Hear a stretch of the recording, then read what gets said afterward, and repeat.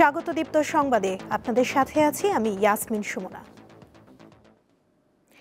4 শতাধিক যাত্রী নিয়ে সৌদি আরবের উদ্দেশ্যে রওনা হয়েছে চলতি বছরের প্রথম হজ ফ্লাইট। গত রাত 2:20 বাংলাদেশি হজযাত্রী বহনকারী প্রথম উড়োজাহাজটি হজরত শাহজালাল আন্তর্জাতিক বিমানবন্দর থেকে জেদ্দার উদ্দেশ্যে ছেড়ে যায়। এর আগে সোমবার হজ ফ্লাইটের সাথে হজযাত্রীদের সেবা সহজীকরণের জন্য প্রস্তুত মোবাইল অ্যাপ লাব্বাইক উদ্বোধন করেন প্রধান উপদেষ্টা ডক্টর মোহাম্মদ ইউনূস। বাংলাদেশ থেকে এবছর হজে যেতে নিবন্ধন করেছেন ৮৭,১০০ জন। ২০২৫ সালের হজ ফ্লাইট উদ্বোধন করেন ধর্ম উপদেষ্টা আফম খালিদ হোসেন। রাজধানীর আশকোনা হজ ক্যাম্পে আয়োজিত অনুষ্ঠানে তিনি হজ যাত্রীদেরকে সৌদি আরবের আইন কানুন মেনে চলা এবং দেশের ভাবমূর্তি ক্ষুণ্ণ হয় এমন কাজ থেকে বিরত থাকার পরামর্শও দেন। এবারের হজ অত্যন্ত নির্বিঘ্ন, সুন্দর, স্বচ্ছন্দ হবে এবং আমরা প্রত্যেকে আল্লাহকে রাজি করে আসতে পারবো এবং এই হজের মাধ্যমে আমাদের বিগত দিনের সমস্ত গুনাহ খাতা আল্লাহ তাআলা মাফ করে দেবেন। হজ পালনে প্রতি বছরই কম বেশি দেশের যাত্রীরা নানা বিড়ম্বনায় পড়েন। সরকারের আন্তরিকতার পরও কিছু ভোগান্তি থেকে যায়। এবার বাংলাদেশের হাজিদের বহুদিনের চাওয়া আন্তর্জাতিক রোমিং সুবিধা চালু করেছে সরকার। এছাড়া ডলার এন্ডোর্স প্রক্রিয়া সহজ করতে চালু হয়েছে হজ প্রিপেইড কার্ড। আজকে এই অ্যাপের আমরা উদ্বোধন ঘোষণা করছি। সোমবার বিকেলে রাষ্ট্রীয় অতিথি ভবন যমুনায় সরকারি ব্যবস্থাপনায় প্রথমবারের মতো নির্মিত লাব্বাইক অ্যাপ সহ হজ যাত্রীদের বিভিন্ন সুবিধা উদ্বোধন করেন প্রধান উপদেষ্টা। যাওয়াটা যে দুশ্চিন্তার বিষয়, সেই দুশ্চিন্তা থেকে তাকে মুক্ত করব এবং নিরাপদভাবে তিনি ধর্মকর্মের দিকে মনোযোগ দেবেন। এটাই হলো এটার পারপাস। এবার যেহেতু প্রথম সংস্করণ, আমাদের একটা বড় দায়িত্ব হবে তাদের মতামতগুলো সংগ্রহ করতে থাকা। ঢাকার শাহজালাল আন্তর্জাতিক বিমানবন্দর থেকে হজের প্রথম ফ্লাইটে রাত 2:15 সৌদি আরবের জেদ্দায় যান 398 জন হজযাত্রী। রুবায়েত হাসান, দীপ্ত সংবাদ, ঢাকা। ঢাকার পর সিলেট ওসমানী আন্তর্জাতিক বিমানবন্দরে দেশের দ্বিতীয় কার্গো টার্মিনাল চালু হয়েছে, যার মাধ্যমে রপ্তানি বাণিজ্যে সম্ভাবনার নতুন দ্বার উন্মোচিত হয়েছে বলে জানিয়েছেন রপ্তানিকারকেরা।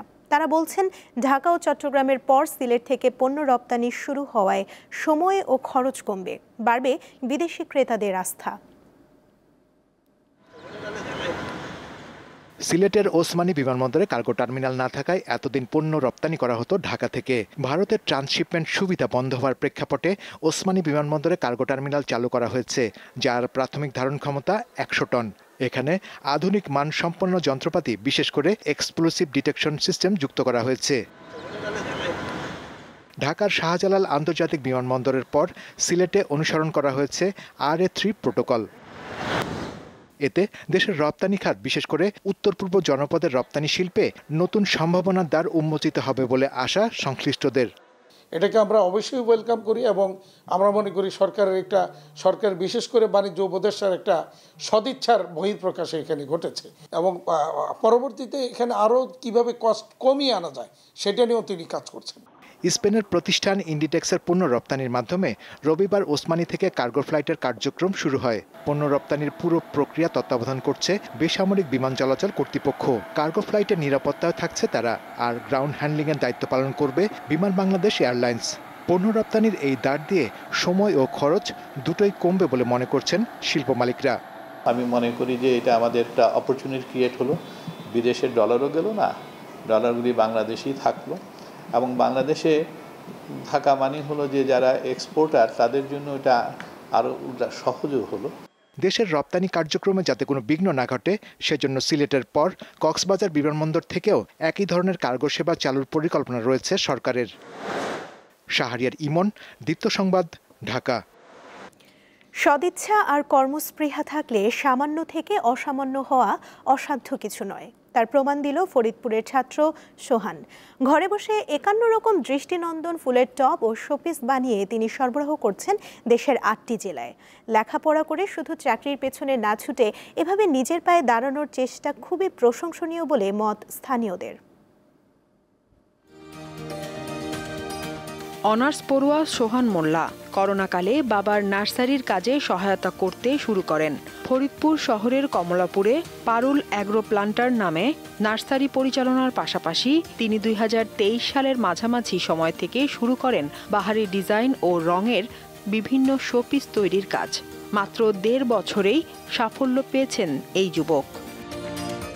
বাবার কাছ থেকে মাত্র 700 টাকা পুঁজি নিয়ে শুরু করেন। এখন লক্ষাধিক টাকা আয় করছেন তিনি। মাঝে মাঝে বাবার কাছ থেকে টাকা নিলেও তা পরিশোধ করেন সোহান। বলে যে আমার 700 টাকা দাও, আমি একটা মোল্ড আনি। চাইতে চায়না থেকেও একটা মোল্ড আনাই এবং পরবর্তীতে আর একটা মোল্ড আনে এবং ওর প্রথম সপ্তাহতেই 4200 টাকার মতো বেচা কিনি হয়। প্রায় 1,20,000-এর মতো প্রোডাক্ট পার মান্থ বিক্রি করে। বিসিকের সাহায্যে প্রশিক্ষণ নিয়ে এই কাজে আরো দক্ষ হয়ে ওঠেন সোহান। বাড়ির সামনে রীতিমতো শোরুম দিয়ে লক্ষাধিক ডিজাইনের ফুলের টপ ও শোপিস বিক্রি করছেন তিনি। অনলাইনেও বিক্রি হচ্ছে তার পণ্য। আমি প্রথমে একেবারে ছোট লেভেল থেকেই শুরু করেছি, তো আলহামদুলিল্লাহ বলতে গেলে 17টা জেলাতে আমার এই প্রোডাক্ট গেছে। এছাড়াও প্রায় আমার অনলাইনে রিসেলার আছে 10 জনের মতন, তারা আমার থেকে নিয়ে সেল করতেছে। প্লাস্টিকের বিকল্প হিসেবে সিরামিক ও বিভিন্ন পরিবেশ বান্ধব উপাদান দিয়ে তৈরি পণ্য ক্রেতাদের মন কাড়ছে। যে প্লাস্টিকের যে ছিল তার চেয়ে এটা বেটার এবং এটা সাস্টেনেবল এবং দেখতেও ভালো। এটা ইনোভেটিভ একটা idea. Bangladesh glass and ceramic industry থেকে জ্ঞান অর্জনের মাধ্যমে সিরামিক ইন্ডাস্ট্রি নিয়ে বড় পরিসরে কাজ করার ইচ্ছা রয়েছে সোহান মোল্লার। দীপ্ত, বার্তা কক্ষ। এবারে আন্তর্জাতিক প্রসঙ্গ। গাজায় ইসরায়েলি বিমান হামলায় সোমবার আরও অন্তত 51 জন নিহত হয়েছেন। ফিলিস্তিনের সরকারি বার্তা সংস্থা ওয়াফা নিউজ জানায়, সোমবার সকালে গাজার দক্ষিণাঞ্চলীয় শহর খান ইউনিস, আল শরীফ শরণার্থী শিবির সহ বেশ কিছু স্থানে হামলা চালায় ইসরায়েলি বাহিনী। এতে করে উপত্যকাটিতে মোট নিহতের সংখ্যা দাঁড়িয়েছে 53,300 জনে। এদিকে গাজায় সামরিক অভিযান নিয়ে প্রধানমন্ত্রী বেনিয়ামিন নেতানিয়াহুর সঙ্গে মতপার্থক্য ও টানাপোড়েনের পর পদত্যাগের ঘোষণা দিয়েছেন ইসরায়েলের অভ্যন্তরীণ গোয়েন্দা সংস্থা শিন বেইতের শীর্ষ নির্বাহী বোনেন বার। তিনি জানিয়েছেন আগামী 15 জুন পদত্যাগ করবেন তিনি।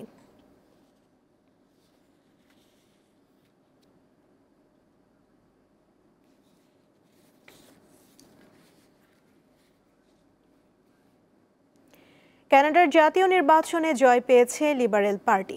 আন্তর্জাতিক বিভিন্ন গণমাধ্যম জানায়, স্থানীয় সময় সোমবার রাতে প্রকাশিত প্রাথমিক ফলাফল অনুযায়ী লিবারেল পার্টি পার্লামেন্টের 343 আসনের মধ্যে সবচেয়ে বেশি আসন পেয়েছে।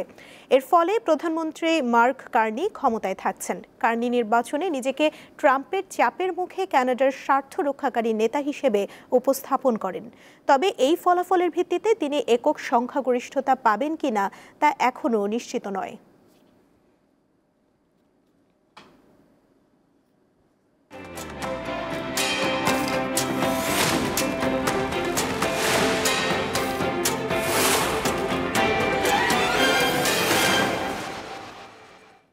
এবারে জানাবো এক নজরে দৈনিক পত্রিকার শিরোনাম। আমাদের হাতে রয়েছে দৈনিক যুগান্তর, যার প্রধান শিরোনামে দেখতে পাচ্ছি, রাখাইনের জন্য বাংলাদেশের ভূখণ্ড ব্যবহার, মানবিক করিডোরে বিতর্ক, জাতিসংঘের প্রস্তাবে ঢাকার নীতিগত সম্মতি, রাখাইনের ত্রাণ দিলে সুফল পাবে আরাকান আর্মি, ঝুঁকির বিষয়টি পর্যালোচনা করা জরুরি, মন্তব্য বিশেষজ্ঞদের। পাশে দেখতে পাচ্ছি সাবেক আইনমন্ত্রী আনিসুল হককে কিল ঘুষি নারায়ণগঞ্জ আদালত চত্বর। আরও রয়েছে জনগণ তাড়াতাড়ি ক্ষমতা হস্তান্তরের কথা বলছে না আল জাজিরাকে ডক্টর মোহাম্মদ ইউনুস, জনগণ ভোট চাইছে না কিভাবে বুঝলেন, প্রশ্ন আমির খসরুর। এদিকে পাকিস্তানের পাশে ঢাল হয়ে দাঁড়াবে চীন, সীমান্তে চতুর্থ দিনেও গোলাগুলি। এবার রয়েছে প্রথম আলো পত্রিকা, যার প্রধান শিরোনামে রয়েছে, মামলা হলেই কাউকে গ্রেফতার হয়রানি নয়, সংবাদ সম্মেলনে আইজিপি, মিথ্যা মামলায় অসুবিধায় পড়লে পুলিশকে জানানোর অনুরোধ, চলছে নিয়মিত তদারকি। আরও রয়েছে দেশে ক্যান্সার শনাক্তে জিন প্রযুক্তির ব্যবহার, দেশে ক্যান্সারের ওষুধও সহজলভ্য হচ্ছে, প্রশিক্ষিত জনবল ও চিকিৎসা কেন্দ্র বাড়ানোর দরকার, ক্যান্সার চিকিৎসা নিয়ে একটি প্রতিবেদন রয়েছে প্রথম আলোতে। এছাড়া আরও রয়েছে 4 রাত ধরে গোলাগুলি, কাশ্মীর সংকট নিয়ে একটি প্রতিবেদন। সংসদের আগে স্থানীয় নির্বাচন করার দাবি আবার আলোচনায়। আরও দেখতে পাচ্ছি লাশ পোড়ানোর আগে সংঘটিত হত্যাকাণ্ডের ভিডিও প্রসিকিউশনে আন্তর্জাতিক অপরাধ ট্রাইব্যুনাল। বজ্রপাতে 24 ঘন্টায় 13 জনের মৃত্যু। দৈনিক ইত্তেফাকের প্রধান শিরোনামে রয়েছে, বজ্রপাত, খোলা প্রান্তরে মূর্তিমান আতঙ্ক, একদিনে 4 শিক্ষার্থী সহ 12 জনের মৃত্যু, ঠেকানোর নামে কয়েকশো কোটি টাকা গচ্চা, কাজে আসেনি তালগাছ সেন্সর সুরক্ষা দণ্ড স্থাপন সহ কোনো প্রকল্প। এদিকে রয়েছে টানা 15 বছরের বেশি একনায়কতান্ত্রিক শাসনের পর গণতান্ত্রিক নির্বাচন করা চ্যালেঞ্জের ইতালির সংবাদ মাধ্যমকে ডক্টর ইউনুস। তবুও চলছে অনলাইন জুয়া, নিঃস্ব হচ্ছে তরুণ তরুণীরা। নতুন সাইবার সুরক্ষা আইনে থাকছে অনলাইন জুয়া, 3,500 সাইট বন্ধ। সমকাল পত্রিকার রয়েছে 20 দিনে বরখাস্তের সুযোগ, বিশেষ বিধান পর্যালোচনা হচ্ছে। সরকারি কর্মচারী অধ্যাদেশ 1979। আরও রয়েছে রাখাইনের জন্য করিডোর নিয়ে বিএনপি জামায়াতের প্রশ্ন, সার্বভৌমত্ব ও জাতীয় নিরাপত্তা বিঘ্ন হওয়ার শঙ্কা, রাজনৈতিক দলগুলোর সঙ্গে কথা না বলে সিদ্ধান্ত নেওয়া সমালোচনা। এছাড়া রয়েছে করিডোরের সঙ্গে সামরিক নিরাপত্তার বিষয় যুক্ত। আজকের পত্রিকার প্রধান শিরোনামে রয়েছে মাঠে বিএনপির তরুণেরা, ভোটের দাবিতে জনমত গঠন, বিভাগীয় পর্যায়ে সেমিনার ও সমাবেশের কর্মসূচি দিয়েছে যুবদল, স্বেচ্ছাসেবক দল ও ছাত্রদল। আরও রয়েছে হজ ফ্লাইট উদ্বোধন, প্রথম যাত্রা 398 জনের। আরও দেখতে পাচ্ছি বড় দলকে মোকাবিলার উপায় খুঁজছে এনসিপি। 1 সপ্তাহের মধ্যে গঠনতন্ত্র প্রস্তুতের নির্দেশনা, মে থেকে শুরু হবে স্থানীয় পর্যায়ের কমিটি গঠন, রাজপথে কর্মসূচি বৃদ্ধির পরিকল্পনা। আরও দেখতে পাচ্ছি রাখাইনকে করিডোর দিলে সার্বভৌমত্ব হুমকিতে পড়বে, বিএনপি জামায়াতের সতর্ক বার্তা। জাপান যাচ্ছেন ডক্টর ইউনুস, শীর্ষ বৈঠক 30 মে। বণিক বার্তার প্রধান শিরোনামে দেখতে পাচ্ছি গ্যাস সংযোগ বিচ্ছিন্ন, ঢাকা ইপিজেডে বেশিরভাগ শিল্পের উৎপাদন ব্যাহত। এছাড়া রয়েছে জুলাই ফেব্রুয়ারি দেশের ব্যাংক খাতে লেনদেন প্রায় 5% কমেছে। আরও রয়েছে বিশ্ব অর্থনীতিতে মন্দার ঝুঁকি বেড়েছে, রয়টার্সের জরিপ। আমার দেশ পত্রিকার প্রধান শিরোনামে রয়েছে শাহবাগী গণজাগরণ মঞ্চের কুশলী বোরা কে কোথায়, এই নিয়ে একটি প্রতিবেদন রয়েছে। আরও দেখতে পাচ্ছি হজ ফ্লাইট শুরু, সৌদিতে স্লট মেলেনি 5,000 যাত্রীর। লাব্বাইক অ্যাপের উদ্বোধন প্রধান উপদেষ্টার, হজের রোমিং প্যাকেজে সৌদির তুলনায় 30% পর্যন্ত সাশ্রয়। কালের কণ্ঠ পত্রিকার প্রধান শিরোনামে রয়েছে জীবনের ঐশী সফর হজ, হজ যাত্রীদের জন্য সৌদি সরকারের 6 জরুরি সেবা। দেখে নিলাম আজকের দৈনিক পত্রিকার শিরোনামগুলো। এই ছিল এখনকার মতো। পরবর্তী সংবাদ বেলা 12টায় দেখার আমন্ত্রণ রইল। এছাড়া আরও তথ্য এবং বিনোদন জগতের নানা খবর পেতে যুক্ত থাকুন দীপ্ত ডিজিটাল প্ল্যাটফর্মের সাথে। ধন্যবাদ সবাইকে।